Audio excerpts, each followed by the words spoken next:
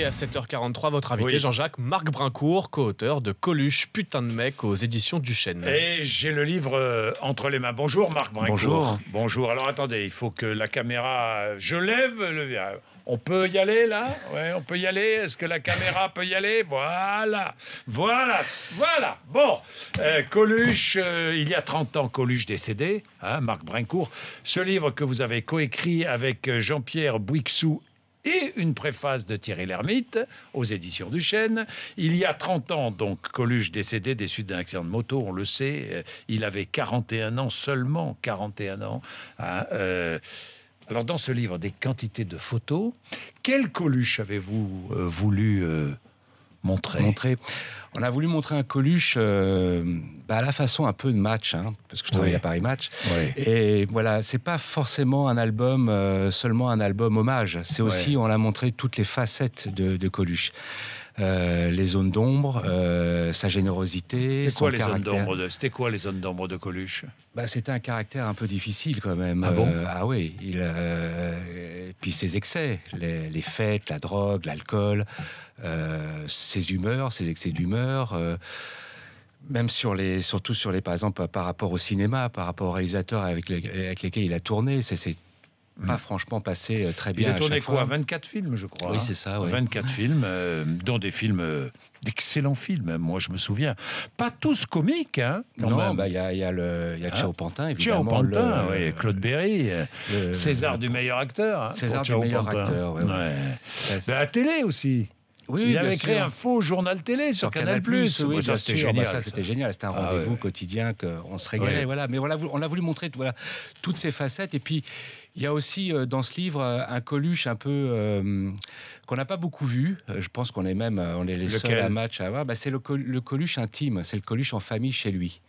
Oui. Et donc, on était à 20 jours à peu près de son annonce pour la candidature à la présidentielle. Et il nous a reçus, on a fait la couverture avec lui. Il a joué le jeu, il a fait comme les hommes politiques, vous savez, qui avant de se présenter, donnent un reportage un peu people, en famille, les enfants et tout ça. Donc, il a joué le jeu, tout le monde a posé en salopette avec Véronique et ses deux garçons. Et puis, il nous a emmenés chez lui. Et là, tout était nickel, il n'y avait pas de fête, il n'y avait pas 40 personnes. C'est Coluche en train de faire les devoirs avec ses garçons, Coluche dans la chambre des enfants en train de leur raconter des histoires et jouer avec eux. Un Coluche complètement surprenant et différent, qui est sûrement authentique, hein, c'est pas du tout fabriqué, mais en tout cas, c'est le seul close-up vraiment en famille que je connaisse de Coluche.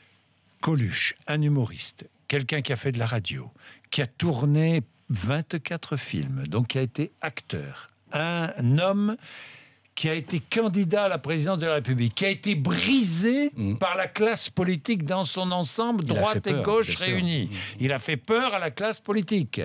C'est une leçon, hein, oui, ce qui est arrivé à Coluche. Bien sûr. Et puis je pense aussi qu'il a été, évidemment, tout ça départ un peu d'un gag.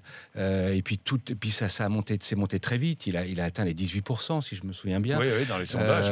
Et puis je pense après, il a été un peu dépassé par les événements.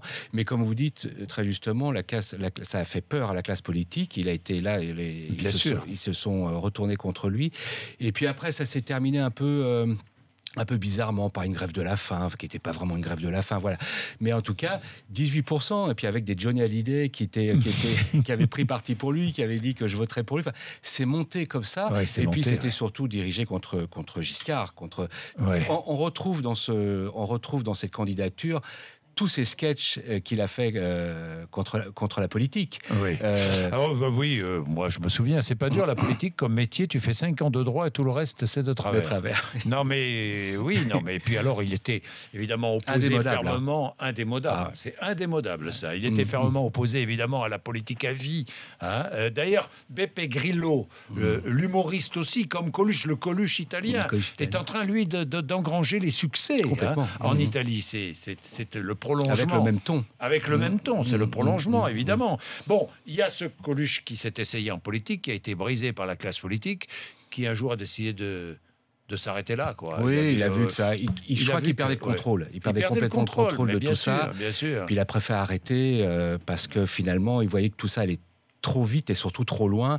Et je pense que voilà, avec son producteur, ils ont dû se dire bon bah faut peut-être arrêter les frais. Oui. Et puis il a lancé les Restos du Cœur. Ça c'est bien parce que je pense les moins riches sont les plus généreux, disait Coluche, ce qui est pas faux. Hein, mais enfin, bon.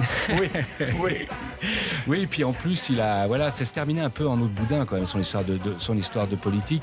Et là il a rebondi avec ça.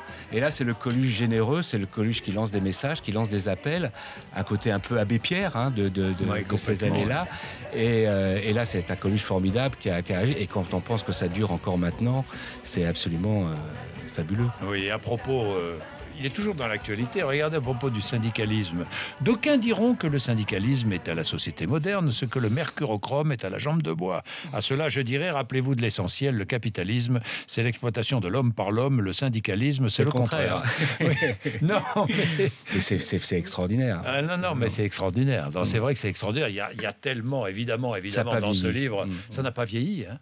C'est ça, 30 ans après. 30 ans après, absolument. Moi, j'ai une vingtaine de sketchs de Coluche dans mon téléphone que j'écoute régulièrement, parce que d'abord, j'étais vraiment un fan. J'ai eu cette chance d'aller le voir au gymnase. J'étais au premier rang avec mon père. Je regardais ça, mais pas comme un messie, mais pas loin. C'était quelqu'un de vraiment de fabuleux qui nous faisait rire. Et puis, ce que j'adore par-dessus tout, le plus difficile, c'était la fin du mois, surtout les 30 derniers jours. Ça, j'adore ça. Parce c'est toujours d'actualité. Mais c'est toujours d'actualité, tellement d'actualité. T'as pas pris une ride. Bon, d'ailleurs, pour les Français, pour 44% des Français, Coluche était un humoriste, et pour 43%, le fondateur des Restos du Cœur. Donc, il avait... Bon, et 85% des sondés trouvent que Coluche manque dans le débat politique. Ben, je suis d'accord. Coluche manque. Tout à fait. Hein, Marc Brinco. On aurait besoin d'un... On aura besoin de lui dans la campagne qui s'annonce pour là. la prochaine présidentielle, oui. Comment faire vivre Coluche dans cette campagne présidentielle? Je ne sais pas. Enfin bon, putain de mec, vous lisez ça aux éditions du Chêne. Hein, c'est formidable. Hein. Marc Brincourt, merci beaucoup.